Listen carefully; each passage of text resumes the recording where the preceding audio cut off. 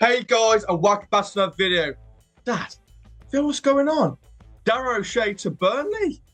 Yeah, it's getting a bit worrying now, isn't it? This is what I was dreading. I think that if he goes right, I think, well, bear in mind, he's 24 years old, he's our captain, plays for the Republic of Ireland as well. He has been, so he's put some ace performances in, but you know, You've got to admit that.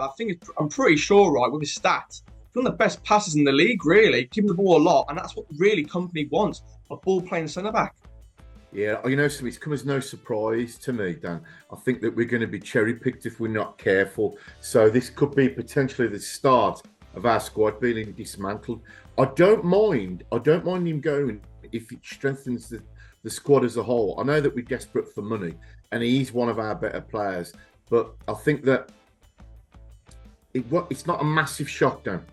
No, it's not. I do agree with that one. I feel like we have to really sell in order to buy some players, as I said, really, from Mark Miles when he came into the job as a CEO. So, again, Dad, it's going to be about selling to buy. So, another one is Josh Griffiths. Yeah, we're in the. Is that Newcastle United who are interested in? Yes, it is. Yeah. Could you see him going? Yeah, I can. Yeah. Because I think so. Again, I can't see him being playing game after game. I can see Palmer playing, but again, if it's a quick sum of cash, are Albion going to say no? I don't think they will. Well, this is sorry to butt in. This is the big worry now and I'm also a little bit touchy when you mentioned Carlos Corberán, because I won't be completely happy until the league situation is sorted out. Once they've announced their manager, then I'll be happy. But as it stands at the moment, we are in a precarious situation. We are, yeah. We've got, like you've just said, we're going to have our captain cherry picked. He's one of the better players, and let's be honest with you, I didn't think anybody would come in for the lesser players, if you know what I mean, without being disrespectful.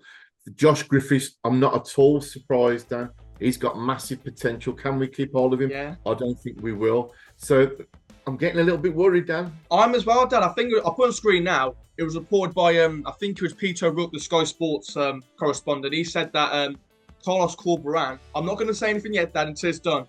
But it looks like at the moment Carlos Corberán might be staying because they don't want to pay the compensation. They're looking at people like Scott Parker, your Patrick Vieira's, your Daniel Farkers. But Dad, who knows? Well, it's open. Put it this way, I thought that Steven Gerrard was done deals going to Saudi. Turns out this morning it's not. So what worries me, Dan, we're in this terrible situation at the moment. Do we want to go into the season with our best players not playing for the club? No, we don't. Dara OShea will be a massive loss, but I would have expected it. Yes, 100%. I'd just be intrigued what the transfer fee would be, because didn't he come through the ranks? He did, yeah. Guys, make sure you put down below how much you would sell Dara for. Hasn't been reported yet, but how much would you sell him for, Dad? The starting price would be 10 million plus. Yeah, so I was thinking I would love to see a percentage to go into another club if he does do well. But moving on, Dad, to Big Daz. What are you thinking on that? I'd love to know the ins and outs of that, because I tell you what, where in the world would you get a person or a manager of an organisation, a club, whatever it is, right? His remit is to get them up, or it's to get you promoted. He's done it, right, against all the odds, and yet he leaves by mutual consent. I think he's had a terrible run. The only thing I can assume is that he's already got another job lined up, ready to go. But or Sheffield Wednesday have something grass on the bare green side, because they found out that it's apparently about the money side of things, the budget, but still, he's got them up for the playoff. And to be fair, they didn't look the greatest of all teams, and fair play to them, have done it. They sacked him straight away, or just part company.